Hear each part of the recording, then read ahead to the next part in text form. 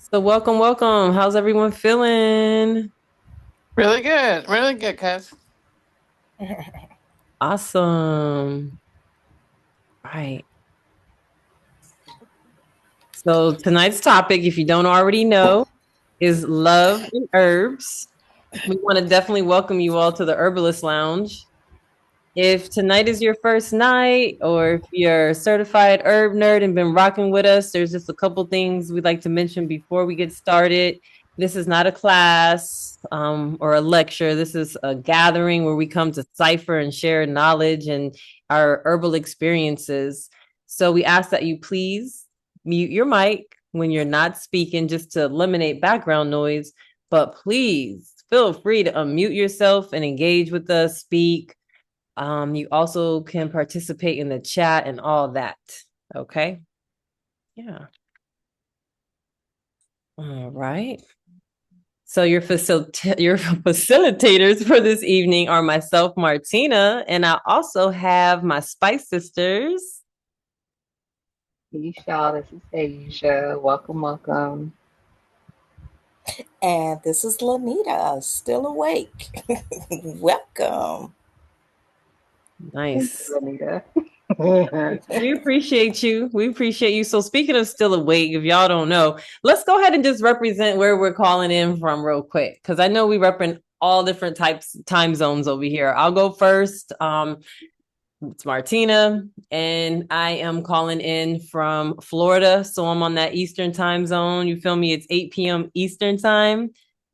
And I'm gonna go ahead and throw in the herb that I'm sipping on this evening, in addition to my plate of food I have here. But the herb that I'm sipping on tonight, since we're talking about love and herbs, is one of my favorites. I made a real strong brew of motherwort tea, motherwort infusion. So that's what I'm rocking with tonight.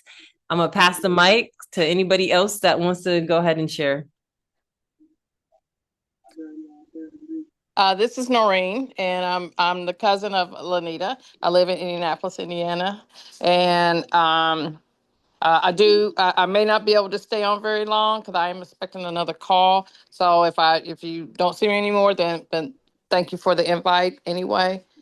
Is that all you need to know? Yeah. Thanks for joining us, Noreen. Yes, thank Yeah, you. glad Yeah. to have you here.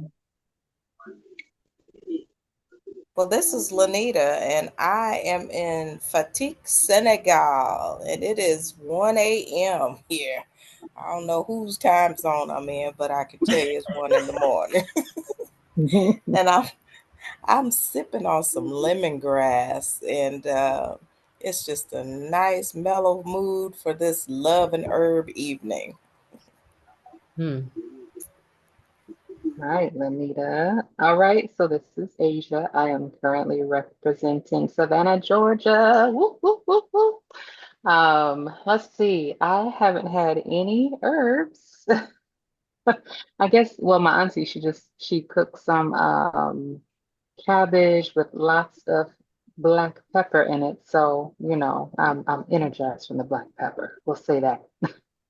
And water.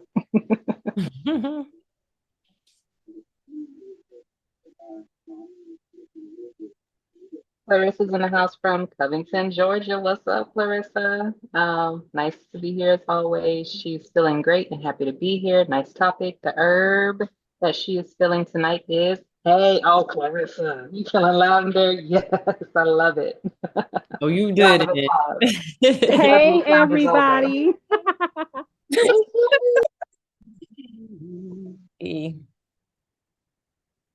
I love it. We got the lavender vibes, pepper vibes, lemongrass vibes, right? And some other word. Bunch of goodness tonight. Anyone else like to share where they're tuning in from, and an herb or a food or something that's resonating with them right now? Hey, this is Larry from Temple, Texas.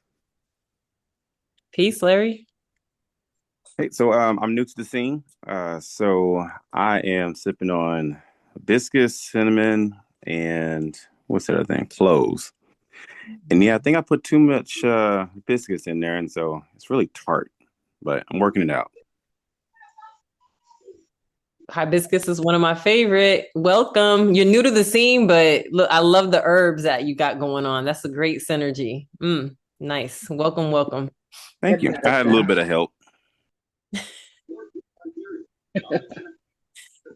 Nice. All right. Anybody else like to share? Feel free, and then we can go ahead and roll into our cipher. I'm excited.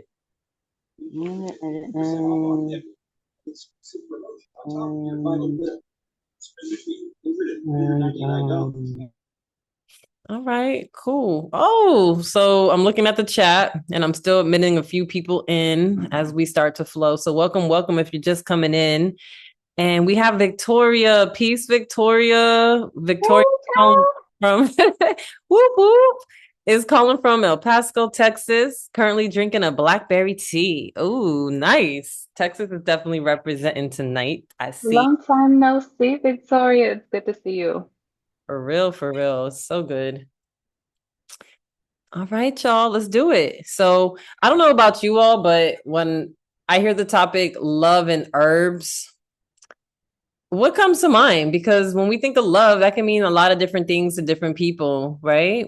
And a lot of things to just one person. So let's open it up. Love and herbs. What's on our mind? What kind of things are we thinking about?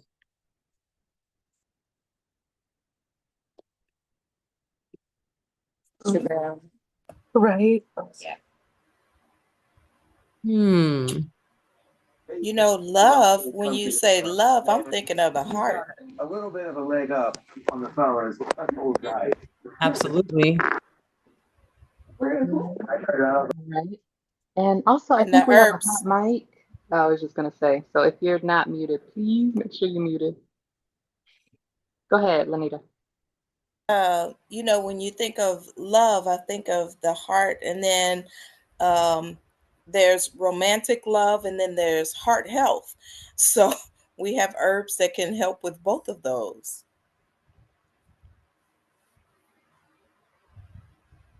I love it. I love it. Just to add on to that, love herbs, I think of nurturing. I think of self-love, things I do for myself to care for me, and then also ways I reciprocate that and, project that outward to other people. How do I show love to others? The nurturing energy.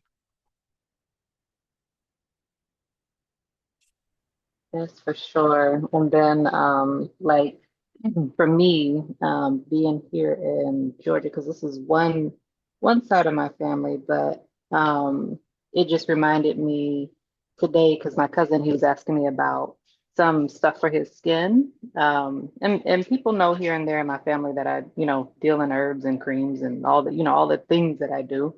And so they'll ask me for stuff.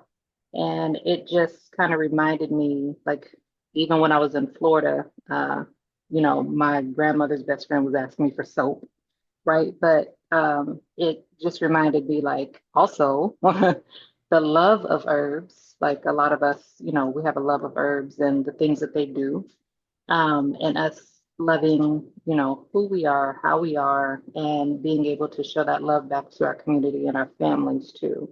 So, a little bit off topic, but also on topic too. But just caring for our community.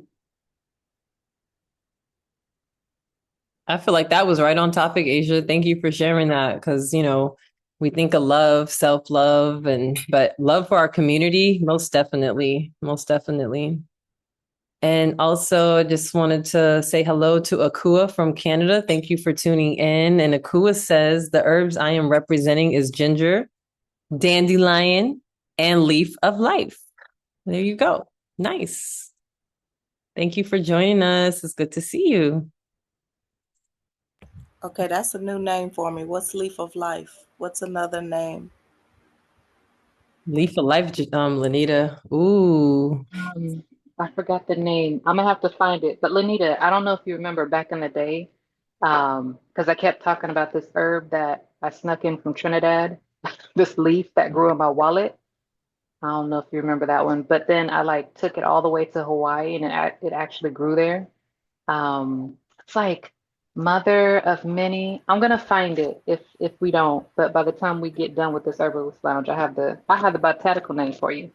All right. I like that leaf of life. I got the botanical name for you right here. And it is, oh my gosh, yes, Asia. We have memories with this plant. Okay.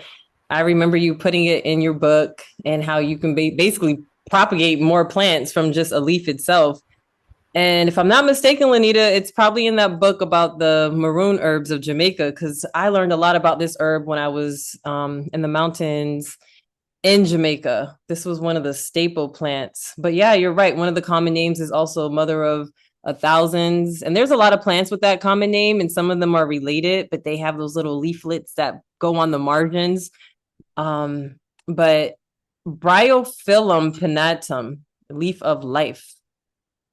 They also call it miracle leaf, but that's the one right there. It's a good one. That sounds like something I want to be sipping on. Oh yeah, it's an excellent one. I mean, it's one of those. It's like one of those. It's like alfalfa. Alfalfa helps so many things. Ah, It's mhm, nutritive and it's a tonic. But this one is, it helps with aches and pains. It helps with it helps like with mother things. It helps the woman mhm, before, during, after birth. But like if you have like a pain in your leg, you would put it there. When I used to like, if I had like a cold in Hawaii or something that was coming on, then I would put it also in that tea as well, like a similar tea to what Larry mentioned earlier. So it's one of those, you just use it for everything. It is one of those. all It right. reminds me of like aloe because it's one of those things where I rarely make like a tea from it. It's one of those things where I just take it and I squeeze it because it's a nice succulent like plant and use it for your, I don't want to say, well, emergency situations. You get cut, first aid. It's good for the juice is good for the eye, like an eye wash. So it's just like, when you go out and have aloe, you cut it and you put it right on, you slice it or tear it and put it right on the wound. It's a real handy herb to have, and it's a beautiful plant as well. Has beautiful flowers too. Reminds me of the bleeding heart flowers, the way they droop down. Um, Mhm. yeah. Well, on this picture, we got some roses. What's the roses got to do with love and herbs?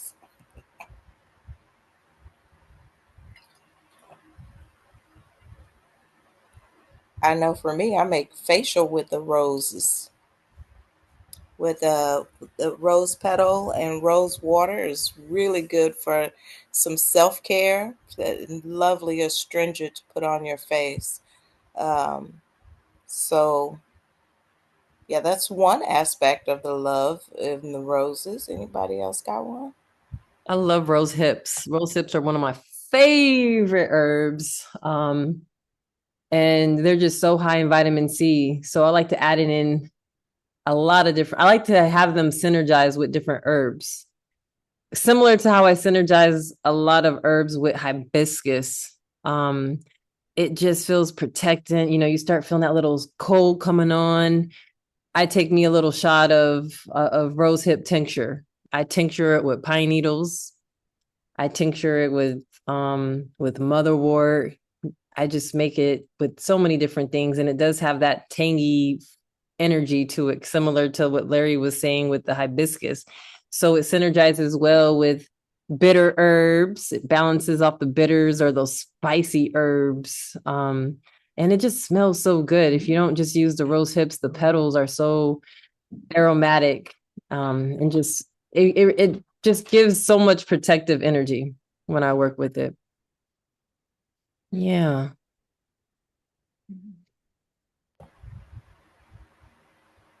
And then of We got. course, like oh, go ahead, Lanita. I'm finished. Go ahead. Okay. And then there was an herbalist lounge one of those years where we talked about flowers, and a part of we're talking about flowers, just for like the mental part of it, right? So sometimes we're ingesting flower petals, sometimes we're using them topically on our skin, but sometimes, just seeing flowers that are beautiful, that helps to brighten our mood, right? So definitely that aspect as well too. And then of course we know the stereotypical use for flowers as a romantic gesture. So there's that too. You And know, Asia, you did one time about flower essences too, I think. Mhm. Oh my gosh. We're gonna be stuck on this flower all day. Yes. wait, I think Flower Essences was one of the first herbalist lounges that we ever did Right, 10 years right. ago. I think that was one of the first ones we did. Yes. No, lavender was the first. Are you Oh, sure? what? For real? I'm positive. I'm positive. Yeah, I was there. Okay, lavender. Then that was the second one we did because for Probably. our sister who started it up with us. Oh my goodness! Shout out to Aaliyah. her. Shout out to Aaliyah. She did rose. She did flower essences. I remember. You just brought Yeah, back the yeah. memory, and yeah, woo, 10 years ago. Talk about some love. But Asia, since you mentioned like seeing beautiful flowers, I actually thought about it today. And I did something that my spice sister Lanita here on the call tonight was recommended. And it is a traditional Ayurvedic remedy. And I'm pretty sure, there's other remedies similar to this, but the ghee for the eyes. And ghee, I basically just soak some cloth in ghee and put a little heating pad over it and relaxed, listened to an audio that I needed to listen to. And it was so soothing. So when I took it off, your eyes feel so rejuvenated. And it made me think about love and herbs. I'm like, yo, love goes, it reminds me of the different senses when you see things. So having my eyes feel rejuvenated by the ghee, seeing things clearly, like I was looking outside, and I promise you, this falcon just swooped down from outside to get like a branch to do whatever it's going to do with it, maybe make a nest or something, because springtime's coming up. And it just made me think of how we use the different senses, how they can be related to love. And I thought about, we smell, like smelling the fragrant roses, things that we taste. How's that connected to me for love? But definitely the sight, when you see things, and having that love for your eyes so that you can see things, you can feel things, taste, etc. So I just wanted to add that in from a moment from today in my experience. Oh, Yay that for is the key. something. Yes. Basically, yay for the ghee. Hey. In other words, the ghee was good for the eyes. And we just had a few people tune in. So welcome, welcome. If you're just coming in, we're glad to have you. We're talking about love and herbs. Feel free to let us know where you're calling in from. And if there's an herb that's resonating with you tonight, feel free to chime in, unmute yourself, share, or you can utilize the chat. So I'm loving the build. Victoria is asking, what about hawthorn? It's good for the heart. Mhm. Hawthorn is one of them classic heart tonics, boy. You'd be like Hawthorn, Hawthorn, boom. Hmm. Yes. Hawthorn's amazing.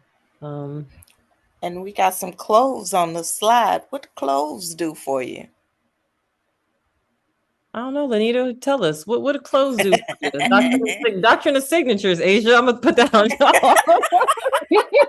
Here we go.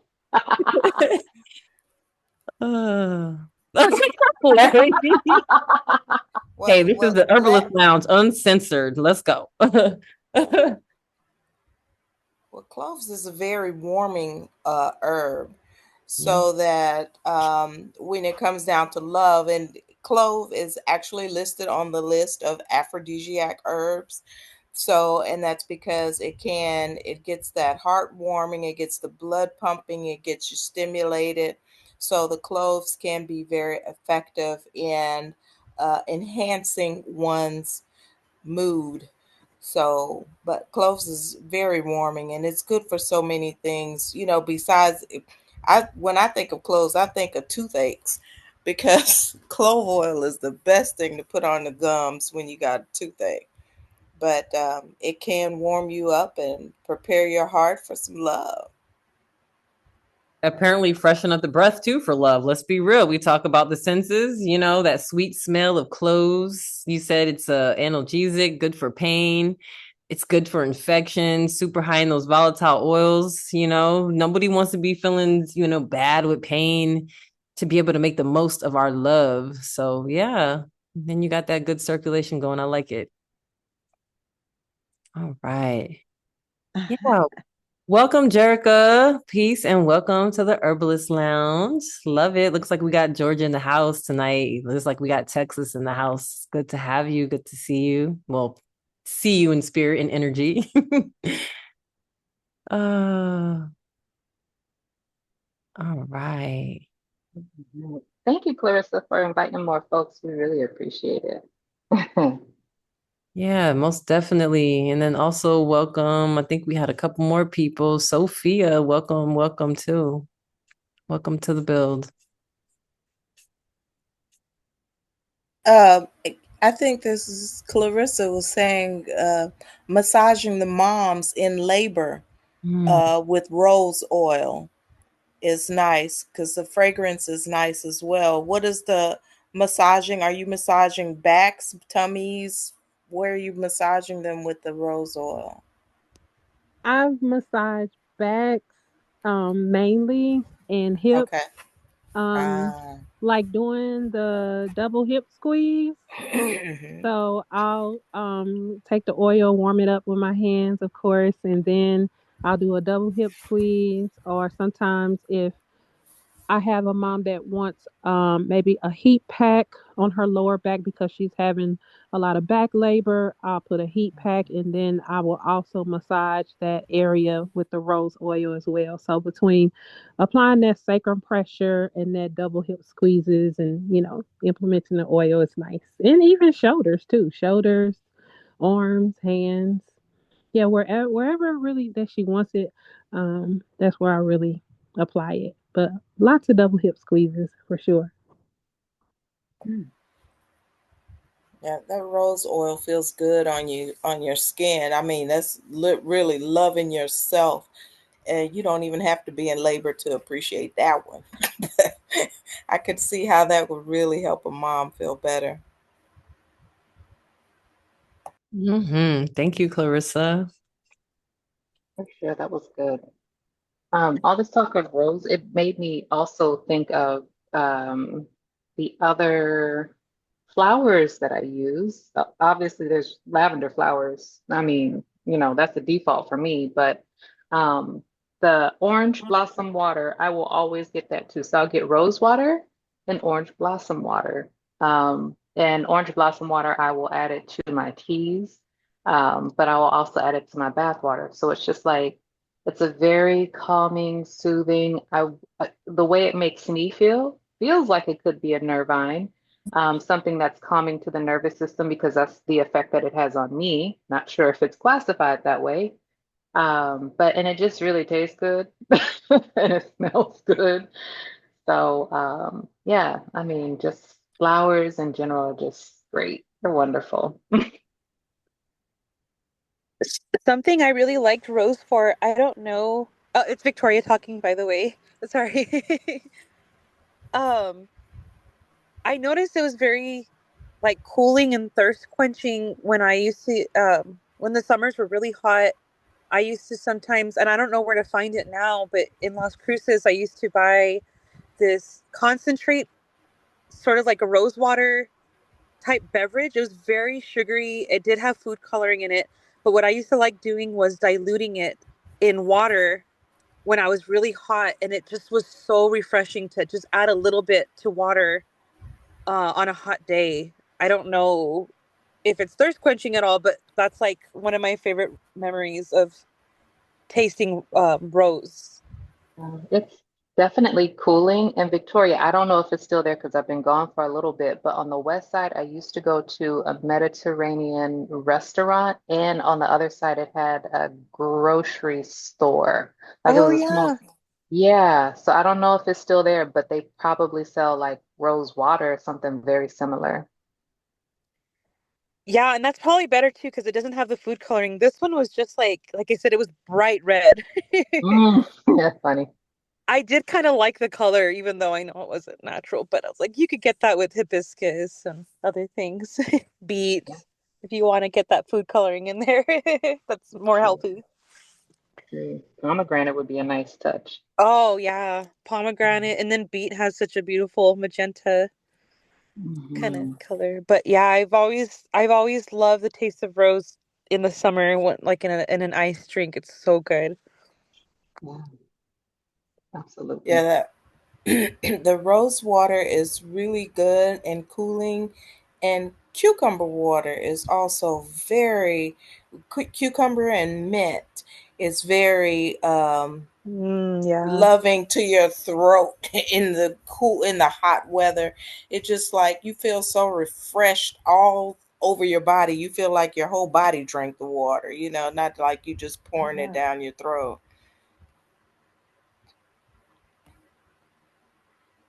Hmm. Yeah, exactly. Like sometimes water isn't enough. You need some plants, some what do you call it? Phytonutrients maybe? Hmm. Yeah. I don't know. Um, Martina, on the other slide, we had one more herb. What was that? Maca or matcha? How do you pronounce that? Maca. Hold on one second. That one. They look Maca, like fingers. It's maca. that maca root. Oh, really? Okay. I'm sorry. Now, now that one was on every aphrodisiac list that I looked up. Mm-hmm. Yes. I don't know. That one also increases sperm count. It helps with libido. It does. Ooh, it had a lot to do with romantic love, not self love.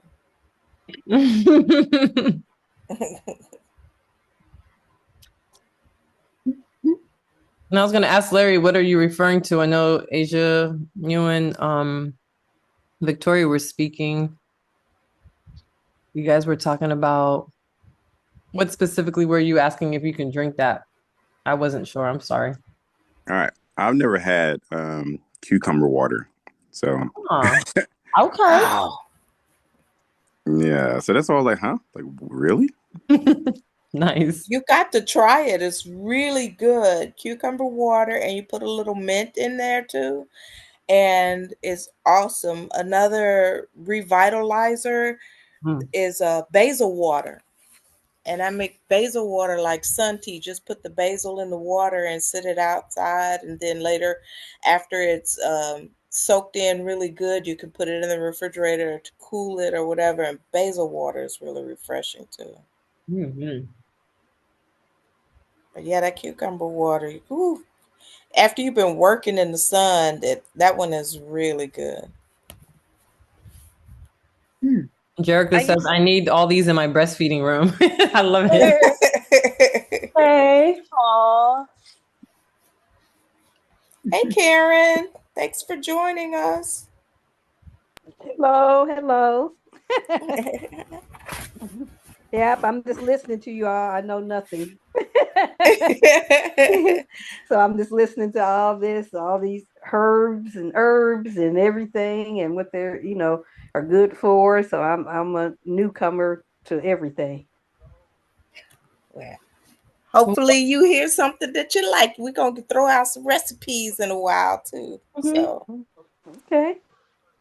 And okay. welcome. And everybody's a newcomer at some point, but we have all dealt with herbs, believe it or not. I know you have dealt with mint or pepper or cayenne pepper. So, we all have some level of herbalism in our life.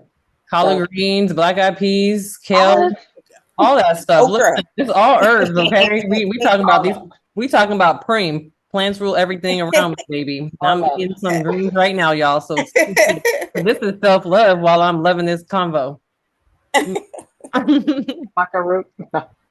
Yeah, Yeah. this is Noreen. And but like the cucumber water, now sometimes I'll put like a pinch of cayenne pepper in it, and it really gives that little kick, but really refreshing. Ooh, that And sounds Hmm. good. and it'll definitely make you go to the bathroom because it's definitely hydrating. Oh, yeah. See, now you're talking my language. Add a little bit of spice to it. And y'all help me with that name. What is it? A sialagogue, when it brings like saliva and moisture to the tongue. That's Yes. that cayenne. Cause I just put some cayenne on these greens, y'all, and my mouth is watering. But like you just said, Noreen, it kickstarts the digestion and which helps you absorb and really appreciate that cucumber. So, ooh, I am feeling that. Yes. So see, we got all kinds of love given to ourselves here.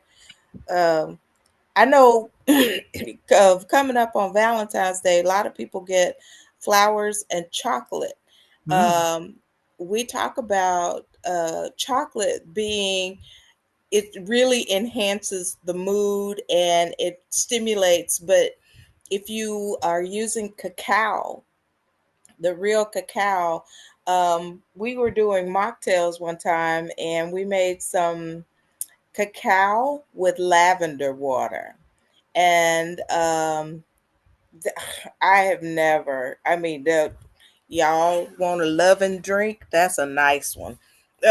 Some cacao, and you mix it with coconut milk and lavender. You put the lavender in there, and it's very relaxing and stimulating at the same time because cacao opens the heart and it gets the heart pumping and everything pumping through the body. So, that's a good one on the chocolate. Just not milk chocolate. People think, milk chocolate is good, but it's actually the dark chocolate that's best for you. Are we talking about the bitter chocolate? Mm-hmm. Love those. That is an exception. Go ahead. Because there go Martina. Go on, bitters. Listen, we've been bringing up lavender all night. You know what I'm saying? It's okay.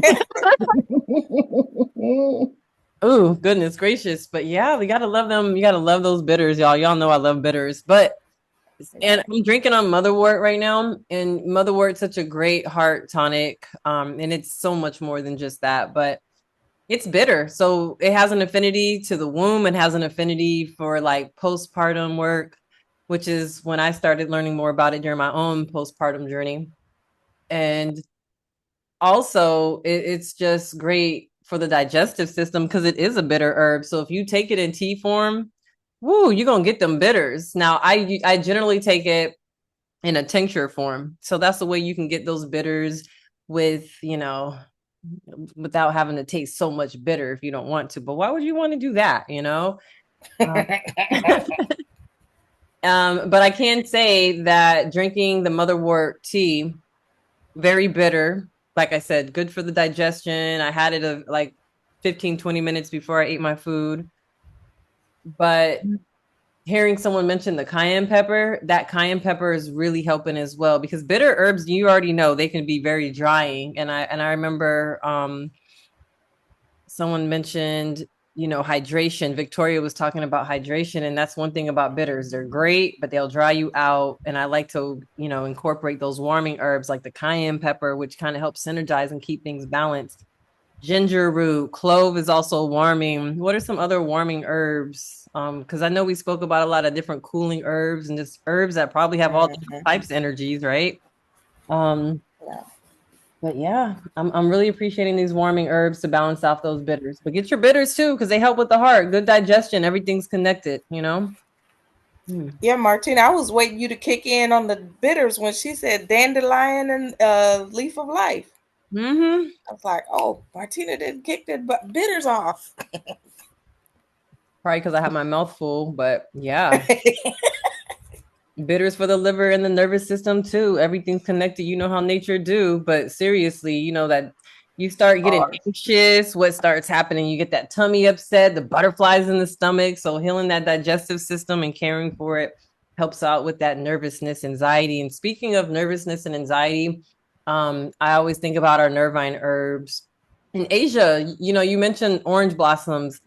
When I did research on orange blossoms, because we actually have the bitter orange, the several oranges growing on our land here, it is a known nervine. So you're on point with that. And like you said, different people may have different experiences with it. But some of my other favorite nervines are Definitely lavender. Got to shout out my lavender, passion flower. And there was one, oh, cramp bark, y'all. Cramp bark is so amazing. I think we spoke about this in the last Herbalist Lounge because when you get that nervousness or anxiety a little bit, it can be natural too when you got to go up and do something or you're experiencing certain things. That cramp bark is amazing. That's another great one to kind of calm the mental, emotional aspect of love. Mm-hmm. And valerian is my favorite nervine. It can be very relaxing or it can put you to sleep, but it really relaxes the body. Drinking some valerian tea is just a nice smooth way in. And Damiano is another good one too. I Ooh, like. Damiano, yes. Ooh, yes. Damiana and Rose.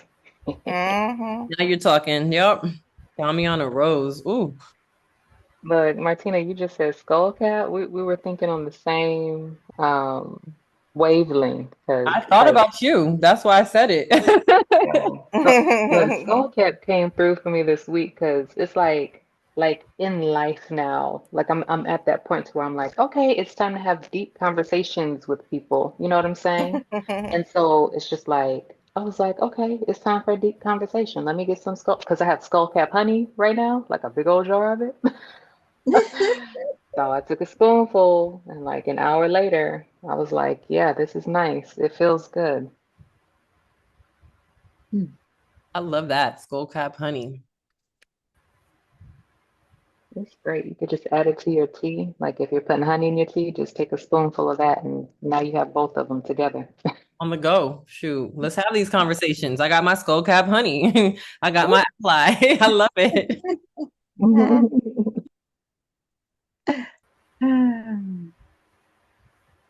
Covered nervine herbs, bitter herbs, aromatic herbs, aphrodisiac herbs, stimulating, hydrating herbs. What else we got, y'all? Come on, what else?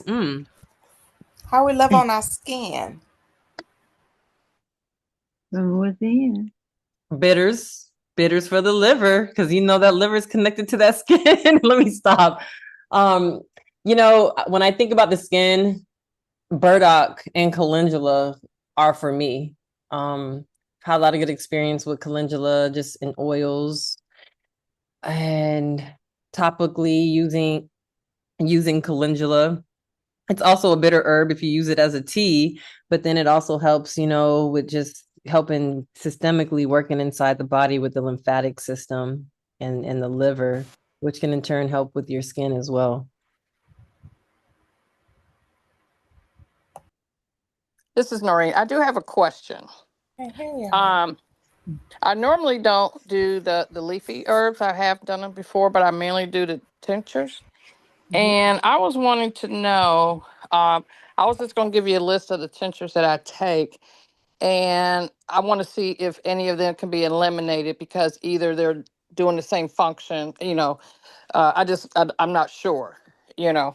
So if anybody wants to let me know, this is what I'm taking on a daily basis. Dandelion root, burdock root, paradrops, chlorophyll, organic mullein, lymphatic support, and wild oregano.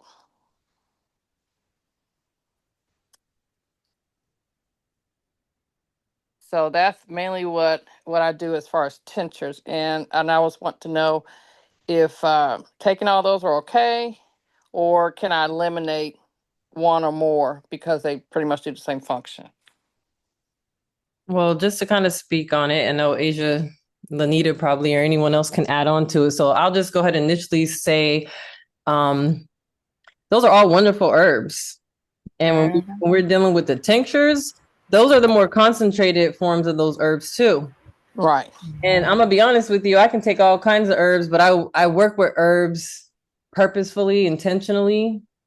Sometimes I'll take a break from them, So there are some herbs that I may take more in the long term, for like nutritive herbs, for example, or there may be herbs that I have on deck for example, like what Asia mentioned with her skull cap honey. So it's really an individual base on an individual basis, you know, and keeping that in mind is so important. So for me to say, you know, you can eliminate this for me, I wouldn't take all those at the same time, potentially. It just means it just depends on what's going on with your personal situation and not having that information. You know, I don't want to lead you astray or just give any type of information that may not be accurate, but you can synergize those herbs at certain times. Can it be something that can help you if you take all of them at the same time? Absolutely, for a certain circumstance. You get what I'm saying? Yeah, sometimes I space it out. Like I'll put the tincture. I normally do the wild over oregano last because that's the most bitter. But I'll like do one. I'll put it underneath my tongue, hold it for like 30 seconds or so. Take a sip of water, kind of swish it, swallow it. Maybe about 5 minutes later, I'll start doing the next one, and then the next one after that. But I didn't know if any of them pretty much do the same function, or if I can eliminate one because because it's doing the same as the other. Because I normally don't do the herbs because most part I just have to order everything online, and we don't I don't live in places like California or like Lanita in Africa and stuff where herbs are probably more available and stuff. So I just tend to do the tinctures because it's easier, and I really don't have time for blending herbs and everything like that. So the tinctures work best for me. The last thing I'm gonna say, and then I'm gonna pass the mic is Mm-hmm. Asia mentioned something earlier when she works with the orange blossoms. You know, she notated how it makes her feel when she takes it. And also notates maybe, hey, I might feel a little different when I take it and know a different time. So for me, the foundation is building those relationships with the herbs. I like how you said you put a few drops under your tongue, you swish it around. When I work with new herbs or herbs that I work with all the time, like I've been working with motherwort for over 14 years, but it's been a minute since I've had an infusion. So I'm sipping the tea, seeing how it makes me feel. That bitterness is, making those digestive enzymes going in. I notice sometimes when I take tinctures, if I take an excessive amount of tincture, it can make me feel a little nauseous. Tinctures are very potent. A few drops are great, but if I take too much, that high alcohol content for me personally may contradict the intention that I have in taking it. So for me, the first thing is building that relationship with me one-on-one to see how it makes me feel and Mm-hmm. notating that. And not just in that moment, but as I build that relationship with these different herbs and different forms and starting with that. And then of course, getting a game plan to figure it out. I love what you're doing. You're looking at them, seeing which ones may be similar if you want to space them out or whatnot. But that relationship is foundational for me. That's all I have to say. Okay. Thank you. My 2 cents on the topic is when you have a tincture that has a name, you said one lymphatic support. I always question that because you want to know all the ingredients that they put in there and you want to see what's in there. So it's very good. It's better when you take single items at a time. Some things in combination, like Martina was saying, they synergize, they work, better in combination. But just be careful when you're taking stuff that has an overall name, Mm-hmm. all of the ingredients in it. Because some of those may be duplicated in the other individual ones that you're taking. Right. So Yeah, that's what my make concern because I just can't remember offhand, but I normally do check the yeah. ingredients before I purchase. Yeah. And but I just don't remember offhand, what's in the lymphatic or any of the other ones that has the general, name. All right. Yeah. And I mean, I would also say what Lanita is also saying and Martina as well. So I was kind of asking in the chat, what was the third supplement that you mentioned? And then what also is in the lymphatic support to see if things are overlapping, like you kind of already looked at already. And it sounds like, just from what I caught, some of the herbs that you were saying, some of those are focused more so like liver, kidney, respiratory detox type of Hmm. herbs. And so Right. it sounds like potentially there could be an overlap, but again, not knowing your individual situation, I can't completely say that. And Right. also, the next thing that I would say is, if you have like any other like prescribed medications or anything that you are taking from a doctor, then you also have to weigh that out too, because there's contraindications like within herbs. There's Hmm. contraindications between, prescribed medications. And then also, again, weigh that out with like what you eat every day too, because when we're eating like a whole food plant-based, or it doesn't even have to be plant-based, that's just me talking to myself, but a whole foods type of diet where we're, hitting all of those different aspects of what we need to intake with the nutrients and minerals and vitamins and things like that, then we already have some of those doubled up in our diet or tripled up. So Hmm. again, I'm just mirroring everybody else and just saying explore everything that you're ingesting and then Yes. go from there. So yeah, I Yeah. did honestly, it sounds like there's some overlap there too. Yeah, that's what I figured that. So I just need to just go over all the ingredients over again and just do a little bit more itemizing, because the third one that I mentioned was paradrops, is like for parasites or something like that. And thankfully, all my life I've never, been admitted to any hospital. I've never had an overnight stay, and no, long term prescription, medicines, except for just, if I was sick and given something to take or something, and then it was over. So I'm grateful for that.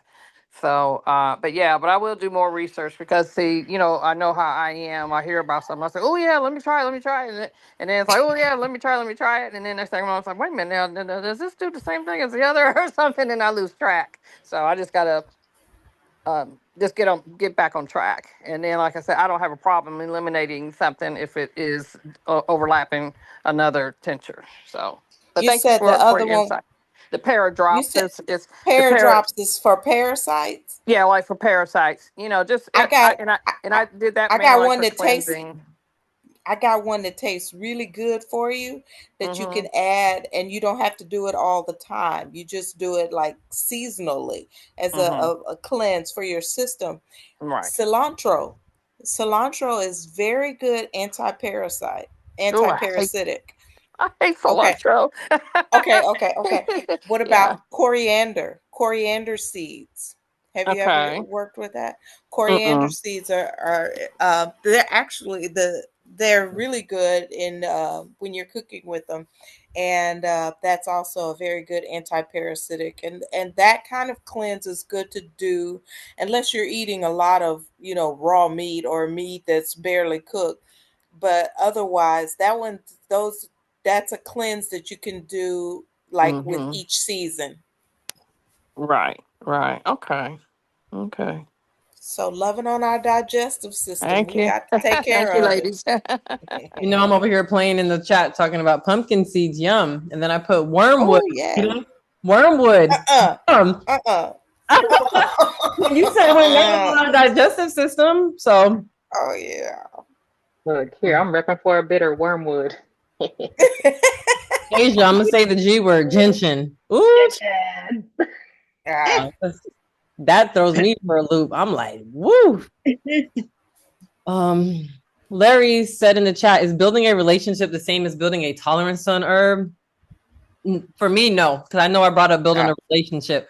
So, whoa, I think a piece of quinoa just went down the wrong pipe, y'all. Give me 1 second. All right, so for me, definitely not. Building relationship is kind of like the opposite of that. Herbs are green allies. They're just like, they're like people. They're living beings. People are animal allies and are different legged allies, 8-legged, except for them spiders. I get a little, scared when it comes to the spiders, but I respect them. But building a tolerance to somebody, nah, not so much. So more so having that relationship when I know, okay, enough is enough. We're gonna go ahead and give each other some space. Or you know what? I kind of miss so and so. I need a little bit of that energy in my life again, you know? Remember, we have our own different ways our bodies work beautifully to eliminate disease and help ourselves, our beautiful immune system. I never want to get to the point where I have to rely on a herb to do a certain thing. And it kind of reminds me of a situation where this came up one time. Somebody was mentioning how in order to make a bowel movement, they relied on using laxative herbs. The herb in particular was senna. So they built up, and it came to the point where they built up a tolerance for it and it didn't even do anything anymore. So that can be dangerous. That can be a dangerous thing. A lot of those real bitter herbs that are laxatives. What is that chemical called, y'all? Quinines, which stimulate the muscle, the large intestine. So after your body is supposed to naturally stimulate that muscle, but if we become dependent on herbs to do it every time we get constipated and we're not changing our diet and we're not being mindful of certain things because we don't have to, because I know I can go ahead and pop some senna or take some aloe and I know it's going to go ahead and help me make a bowel movement, but then I build up a tolerance to that herb. And guess what? That's not going to work anymore. And also my natural bodily function is not going to be able to do it either. So that can become a bigger issue. So working with herbs, they're our allies. They're there to work with us. And the goal is for us not to always, for me, is not to always have to depend upon an herb. But you know, it's a balance for everything, and not just a perfect balance, but an ebb and flow more so. Anthraquinine and anthraquinones. Thank you, Asia. Anthraquinones, yeah. Anthraquinone. Yeah. The Also though, a relationship with the herbs and building up a tolerance. Martina explained that too, like your body gets used to it and it just don't work anymore. But also a relationship, I have my favorite herb for a while was Prunella vulgaris, which is heal all, and the heal all works really well. It worked as a salve on cuts. It really helps it heal. It works on tired eyes. Even my dog, we had a dog that had a bunch of ticks on his eyelid, and we pulled the ticks out of the dog's eyelids, and the poor thing, oh, she was suffering. But I put heal all on the dog's eye, on the dog's eyelid, and it started to heal, where we had pulled those ticks out of her eyes. And it's just a relationship with knowing when to use the drug and how long to use it. So like I didn't do it every day on the dog, but I knew that I could trust it to work, and I could see after the first day it was working. So I skip a day or two and then do it again. So it's just a relationship knowing how that herb works best for you and what you need it for. Hmm. Oh,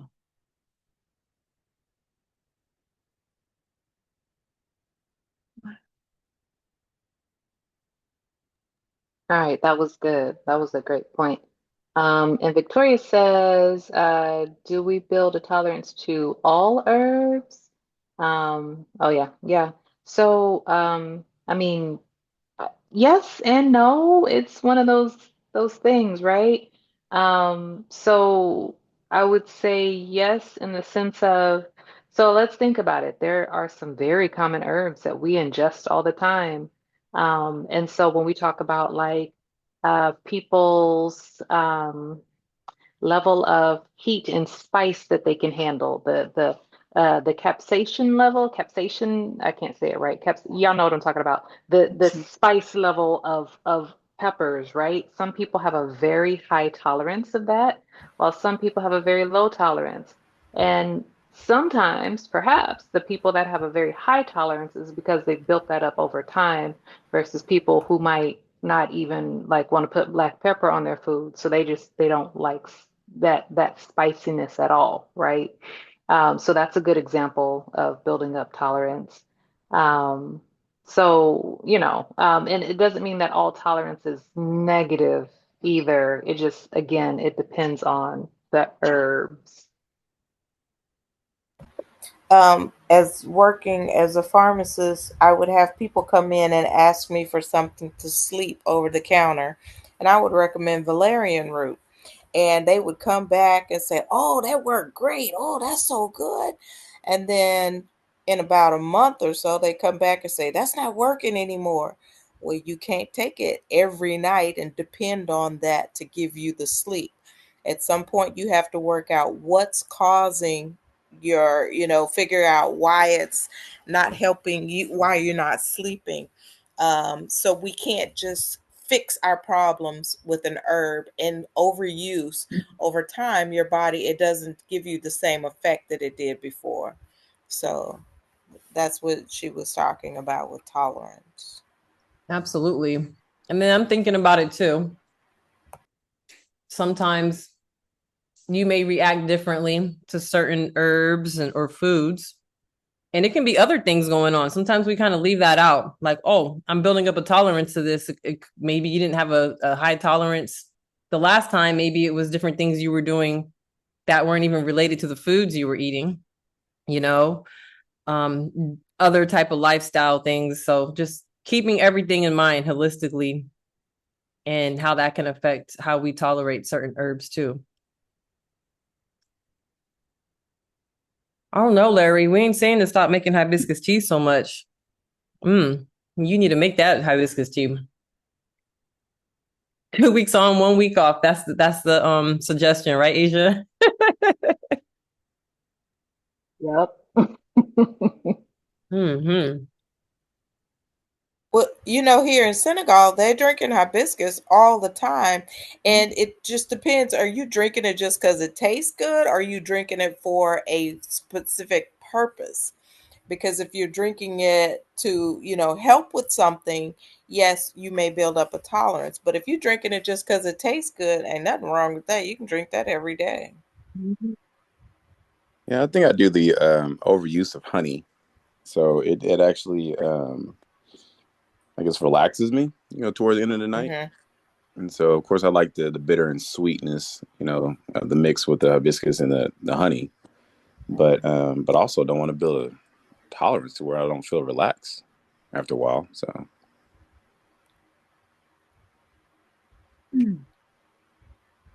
You'll know when you get there.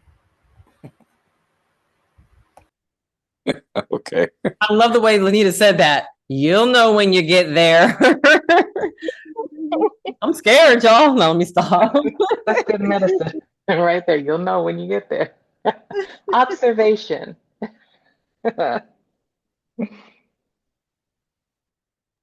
Then you can go ahead and try some skull cap and what was it? Ooh. Anita, you mentioned skull cap and help me out. You said it earlier. Ooh, this cayenne pepper is getting to my head, y'all. I thought I had a tolerance for it, but I'm feeling some type of way. Come on, valerian and skull cap, Larry. When you need to sit it up, and then tune in with us next Herbalist Lounge.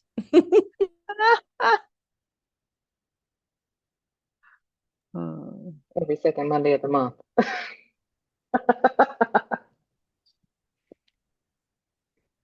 That is Oh, hilarious. somebody was mentioning local honey, and local honey is the best, because especially for people that are taking using the honey for allergies, or to help you with any kind of cold, allergy, sinus symptoms. Your local honey is better because it's made from the flowers or the pollens that may be triggering you.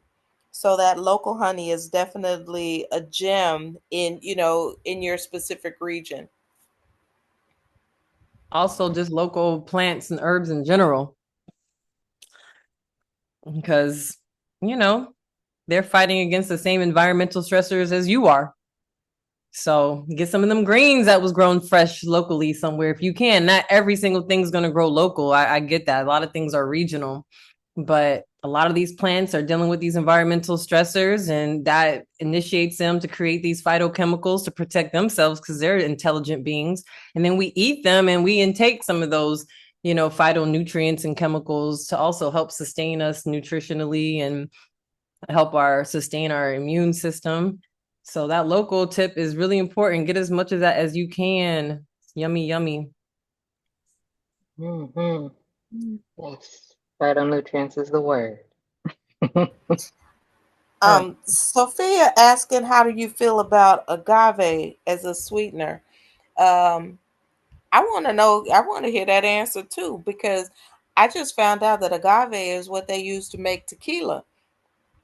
Well, that's not a bad thing, but ha- does anybody have any experience with agave and how it works and how does it taste? Well, I know how it tastes.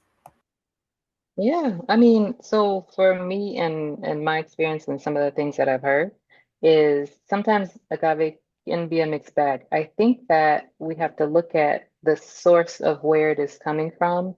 Sorry, I cannot give any good sources, but I would say just look for reputable companies, just to make sure that like what you're getting is agave and the best quality agave that you can get. But I think that's, the thing for honey too and everything else. But and I don't think there's anything wrong with agave. I think that maybe the overuse we might be concerned with.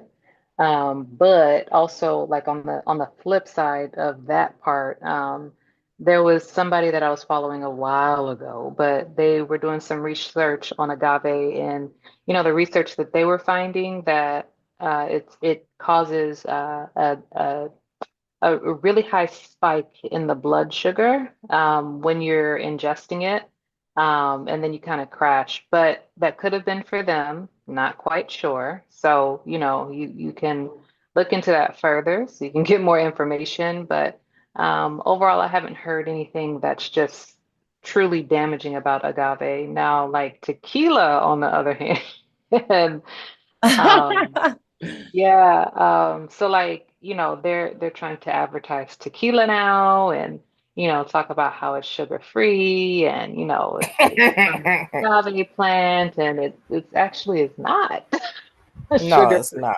It's like they siphon all of it out. I'm not going to use the correct terms because I'm not a distiller, so sorry. Not yet. I'm not a distiller yet. But once they get done with separating all of that, then they add sugar right back in. So, so there's part of that. But I mean, overall, I don't have big issues with agave. I think it's, everything in moderation. So, Martina, you got anything? Or anybody else?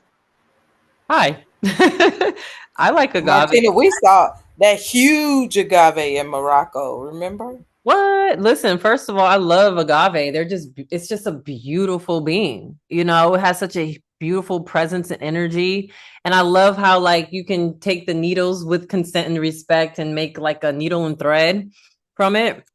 Um, but yeah, Asia, I'm right there with you. I'm not, the taste for agave, I think I prefer different types of honeys over agave, but I do like agave. And the big thing that came up for me a few years ago was, how it spikes the blood sugar, where it lies on the glycemic index. A lot of people were like, oh, it's better than honey because it's, doesn't spike your blood sugar up as high as honey and other sweeteners. And then there was some controversial stuff coming out saying, not necessarily. So right on with what Asia said.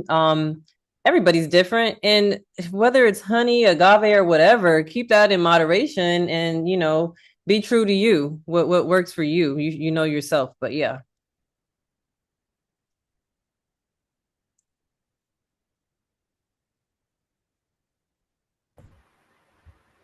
Well, we didn't talk about herbs, plants, and foods. We didn't hit it all tonight. Yeah. Any other foods? I was looking for pictures for the Herbalist Lounge and oysters kept coming up, Oh yeah, but I yeah, didn't have yeah. the time to research the background because I know it can be an aphrodisiac as well, but I know it's not an herb. It's a living thing, but still, I mean, on the Mhm. subject of herbs, love, and food. Yeah, Asia, I saw that too, but the how the oysters come up and it said because of the nutrients in there and because Mm. it causes increased circulation. So Mm. it gets the blood flowing. You get the blood flowing and pumping and everything is good. So Everything.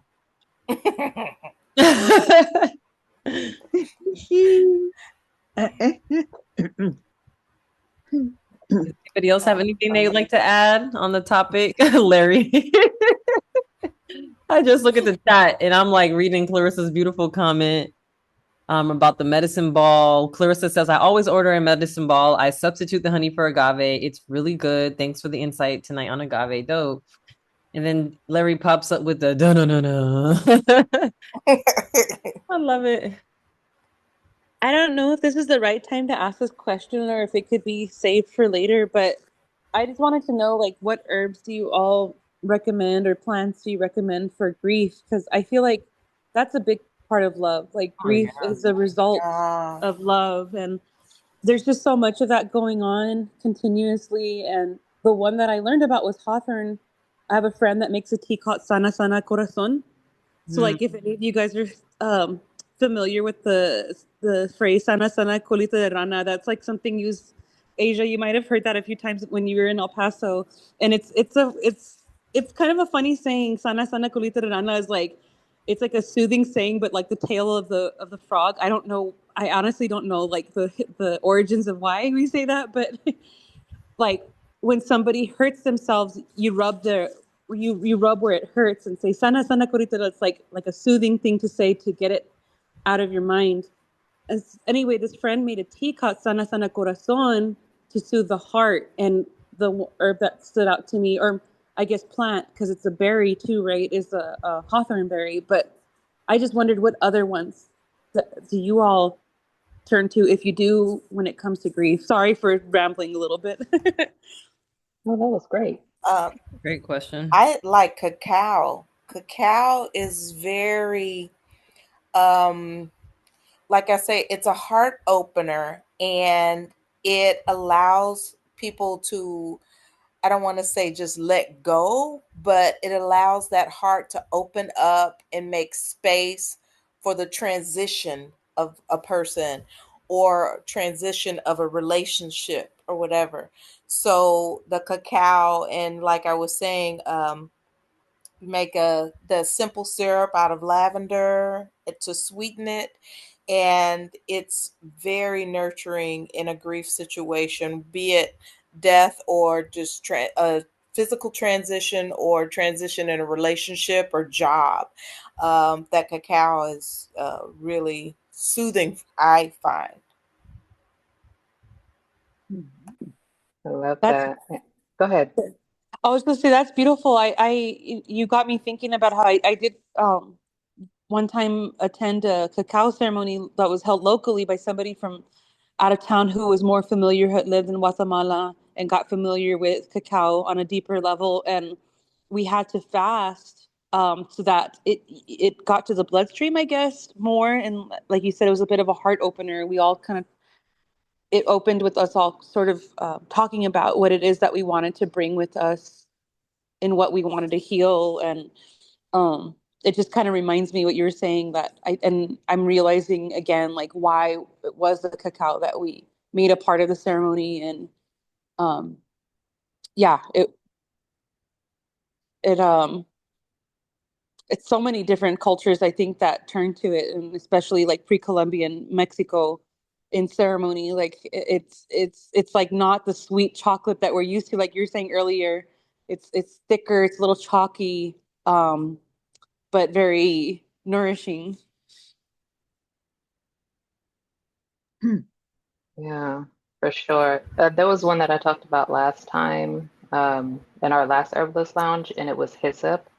Mhm. And when I was transitioning from a major relationship, a friend recommended that I put like hyssop essential oil in my bath water to bring my body back to myself, and that's a huge transition. And, when you're mourning and, you're trying to like really, really, just get back to yourself or get back to who, or not even get back, get to who you are supposed to be now at this moment in time. And I think it was, oh, now I was tuned in with that. It was between 3 and 7 days that I was required to do that. And just to kind of, say prayers and like touch different parts of my body and bring myself back to myself, and anything that I had left with that person to bring that back to me. And then also, y'all in talking about it made me really think about um, a part of the way that I use doctrine of signatures is I look at the chakra system and the colors that are corresponding to, each chakra, each point in the body. And then I would then match, some of those herbs of the same color to that because when we talk about grief can hit the body in different parts of the body in different ways. So when I think about like the heart, we have like green and pink. So mimosa, it's pink and it has those hairs, and it's soft and it's so gentle, but it is such a powerful herb and it's so beautiful. But it's a nice transitioning herb. And then I think of like mint, and I was just talking about mint earlier this week, and I've talked about mint way back in the Herbalist Lounge. But quick story. Um, I was actually at work and I got some mint tea. And I was like, my chest was tight. I didn't know why. But it was like financial, right? And so, but for me, being the Cancer that I am, and Capricorn moon, finances is all over me. So, in the background, my mind is, always on that. And so when that is out of whack, then it worries me. Like that hurts my heart sometimes. So I began to drink the mint tea, and my chest started to loosen, and it was gas, so it released that gas, but I think it released some of the worries that I had too. So like I said, just thinking about like if you are having grief and it's really affecting the mind and you're anxious, then maybe like a self-heal or a lavender because it's purple, right? Or white flowers. So just I would say just think about that as well too.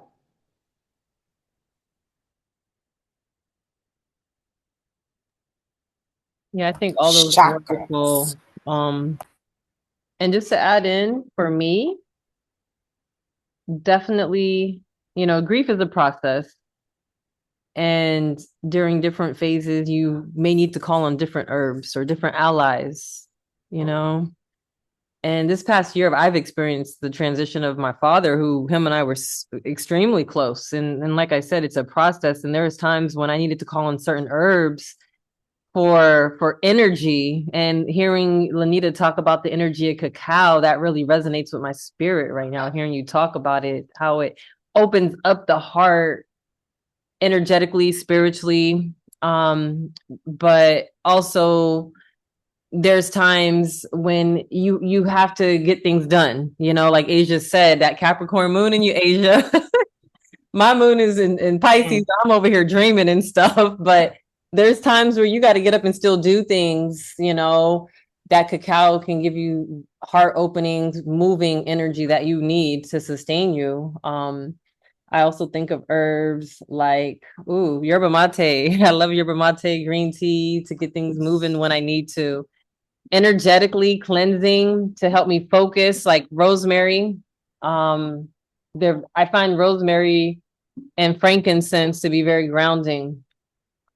And when it comes to just that nurturing, I go right back to motherwort. Once again, I'm drinking motherwort. Motherwort, it's so amazing. It reminds me of hawthorn in so many ways, where it's anti-spasmodic, spasmodic. It helps with sleeping. It can be a sleep aid. It helps regulate blood pressure depending on what you need. If it's too high, too low, it's like a hug for the heart, and it just works on different aspects. It's also bitter and works on the nervous system. So it's, for me, motherwort tincture on deck, hawthorn tincture probably combined on deck, and an ancestral herb for me that has really supported me in grief is okra water. Um, Okra in general for me is one of my favorite foods. I just love it. Elementally, I think of water because it's, juicy, slimy, moistening, but it's so nourishing. It's nourishing. I feel like although I may be drinking the okra water internally, it helps to sustain. I feel like emotionally I'm submerging in a okra bath, and I'm getting, nurtured on the outside and from the inside out. So okra water is something that really resonates with me for grief as well. So you don't cry, you soak in snot. That's it, huh? So you had to go ahead and take it there, Lanita. Why does it have to be snotty? It's beautiful, mucilaginous, slippery beauty. Okay. Over here dying laughing on mute. Oh my Y'all God. need to stop. Okay. That's nasty. Okay. Ugh. But you know what, y'all? Okay, so here, Are you some about to big up people, snot, Asia? no, we gonna keep it okra. But some people, like when they make okra water, it's thick, right? So it is like snotty. But like you can also make okra water like, when I used to make my fancy mocktails and drink with my pinky up. Like I would take okra, like some okra water and put it in with like, what is that? The bubbly water. See, the Germany has got my brain. Water with gas. What is it? Seltzer. Yeah, Yes, seltzer. thank you. Seltzer. Yes, like Mhm. the Pellegrino water. There we go. All that Mhm. that stuff, and then combine it with a little bit of okra water, a whole bunch of plants, so like fruits, usually some type of berries or whatever. And if I had made any type of syrup, I'd probably add of berries and cardamom and cinnamon and cloves. I would combine that, or if I had some orange juice. So it's like you can just drink the okra water. But if you don't like that, then you can just combine it with other stuff and you're still drinking okra water, right? So it's still there. Yeah, and I'm gonna be honest, when I drink okra water, I don't make it super slimy. I only use a little bit of okra pots. And my favorite thing to combine it with is hibiscus, Larry. So you know how hibiscus is very tart. Um, yeah. Yeah, yeah, Larry, try that out. Some okra water. And Larry's like, nope, see, that's not. But I like what Victoria said. It's not as part of the grief process. Boom. I'm gonna mute myself for a minute. Absolutely. Look, after you get out this Herbalist Lounge, Larry, you are going to love okra water, I promise you. Yes, boom, pow, bang, snap, slide, since we're talking about okra. Oh, there you go, Lexita.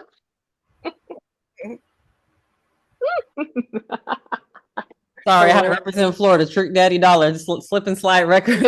We talking about okra. Oh my bad. My man.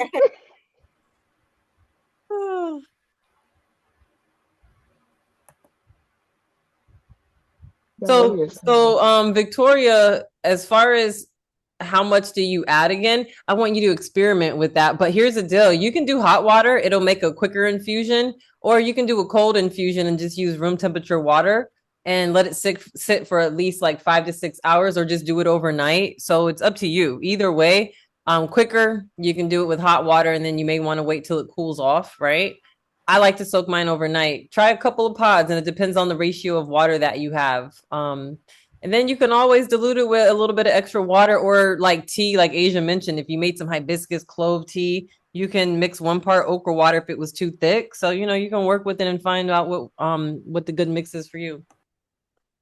Yeah, the slow way is really good way for extracting mucilage, most definitely.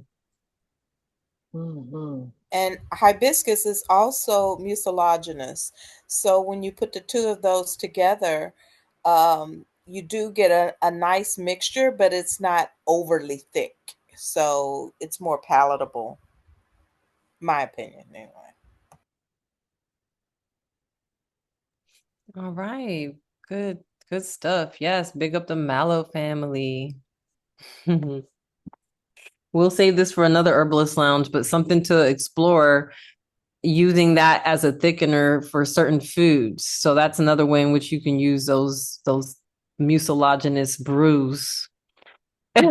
Slime makes me gag. Oh,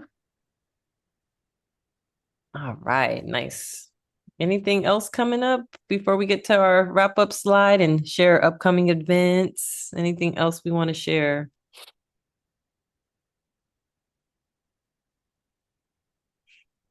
All right, well, this was a really good build. All right, upcoming events. This is a time where we like to open it up to the community, and feel free to share any of your upcoming events that you have going on.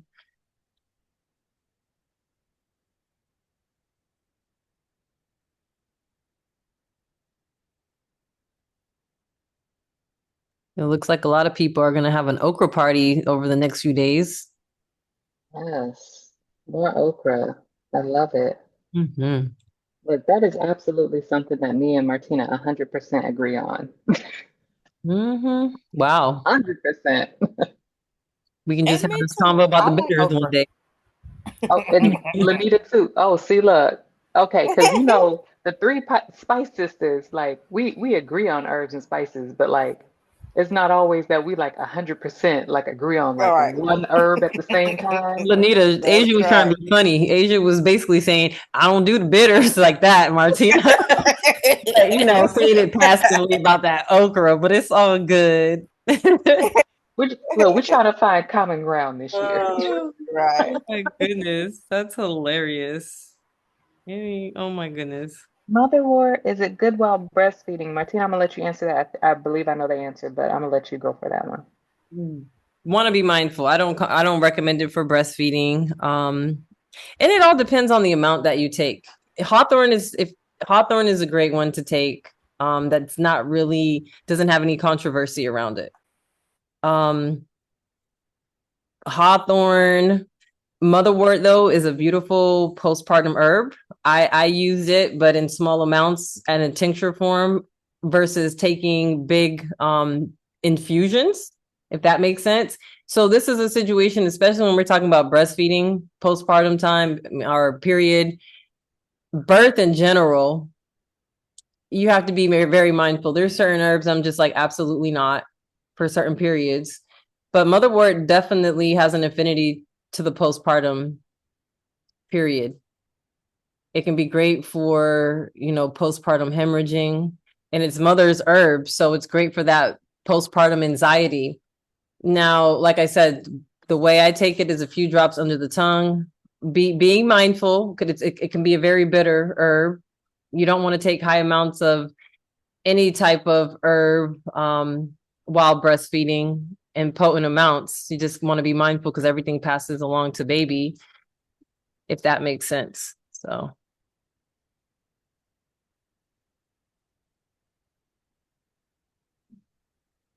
What were you going to say, Asia?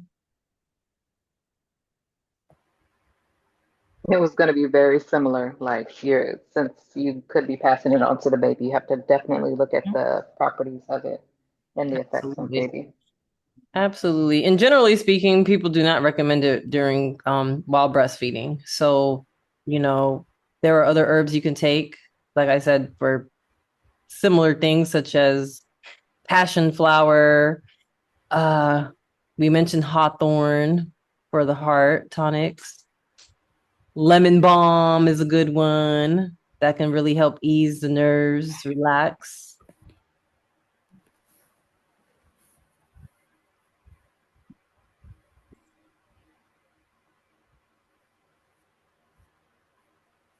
All right. Herbalist Lounge YouTube channel. If you guys are not already subscribed, go ahead and subscribe. What you waiting on? All of our Herbalist Lounge recordings are posted, so you can check out all that goodness. Feel free to comment, share with other people. On YouTube, it's at Herbalist Lounge. And matter of fact, on Instagram and Facebook, it's also at Herbalist Lounge. So go ahead and share the love. This is our community. And feel free to share your social media handles now. If you feel moved to do so, it's a great opportunity now to connect.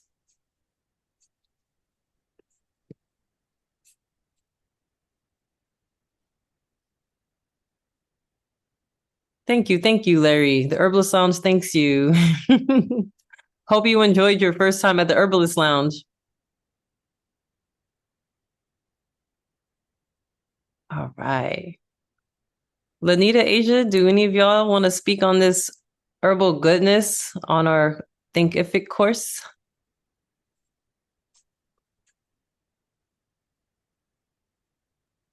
Yes.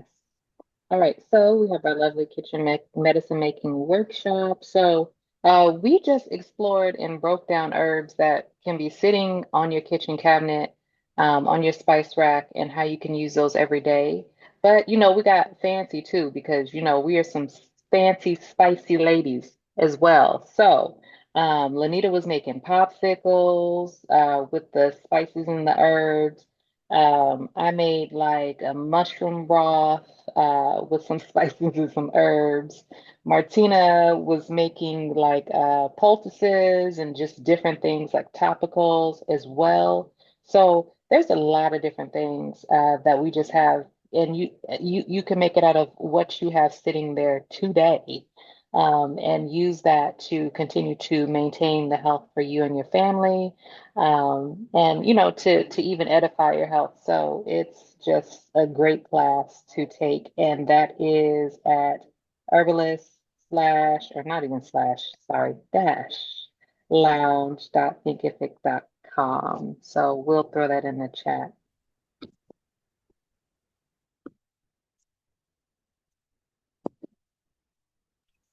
All right. So while Asia goes ahead and puts that in the chat, Asia most likely is also going to throw this in the chat.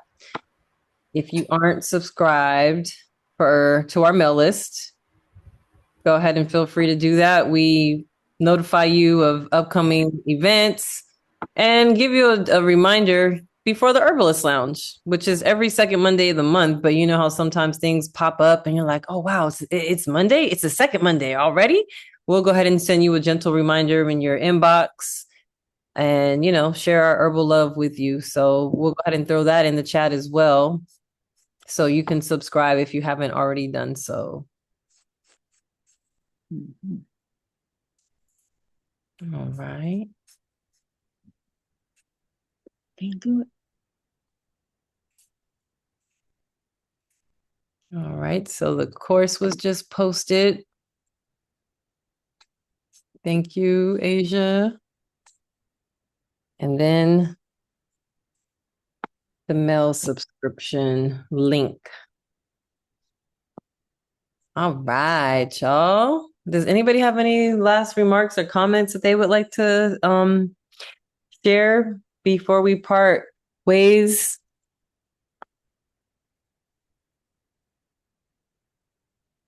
Oh, Victoria, thank you so much. It's so good to connect with you again.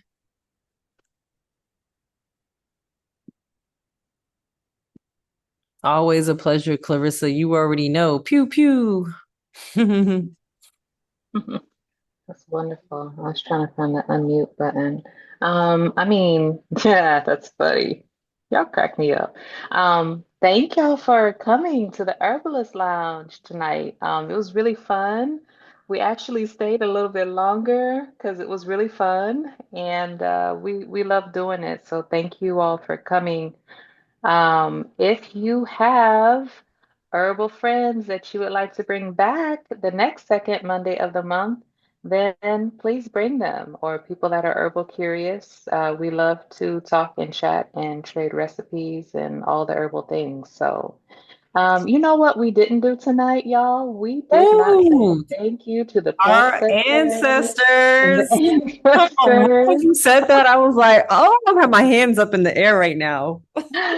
So we want to take the time to thank all those who have come before us. Oh my gosh, this is so important right now because, my family, I'm gaining ancestors as we, well, not as we speak, I've already gained them, but more and more ancestors. So just definitely want to take the time to thank them. I want to give a special shout out to Lewis, who is now an ancestor now too.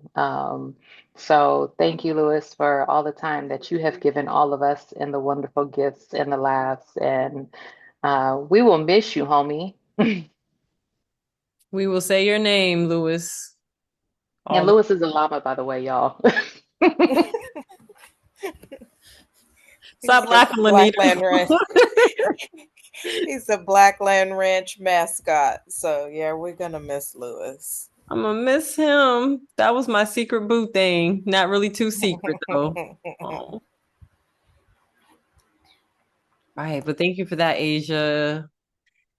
Thank you, thank you. All right, y'all. Lanita, you have anything you want to say and add? Good night. Word. I'm delirious by now. It's Master Cacao. So peace. We'll catch you on the next Herbalist Lounge every second Monday of the month. Peace, power, and green blessings. Peace. Peace.